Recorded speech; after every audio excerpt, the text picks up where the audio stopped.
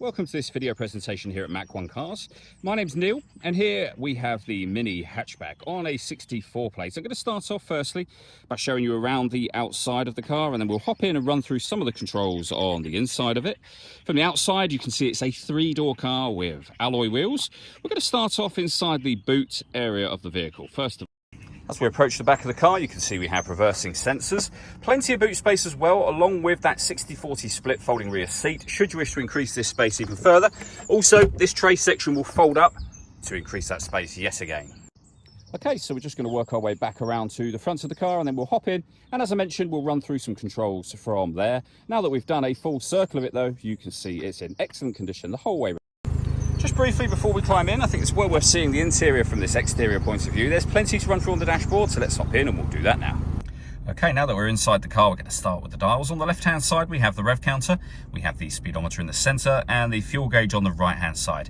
Also in the center, you can see a digital readout for the speedometer. You can change that information using buttons on the indicator stalk, or a button on the end of the indicator stalk for various bits of trip computer, fuel economy information, and as you can see, the total miles of the car, which is 62,112.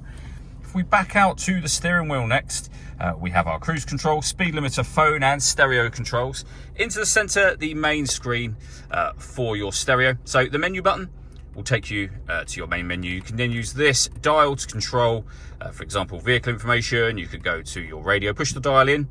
We've got FM, AM and DAB radio. If you listen to your own music, you can find the 2 different connections just there as well. You can also pair up your phone from on here. Main volume for the stereo is just there.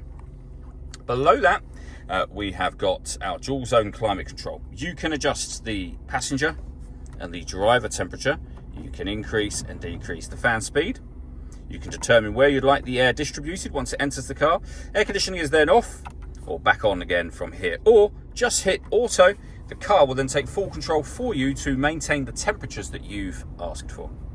Below that, we can turn off the stop and start. This button starts and stops the actual engine itself. So this is designed so that the vehicle can cut out when it's stationary in traffic to save you fuel. System is off when that light shows. We've got our traction control you can turn on and off.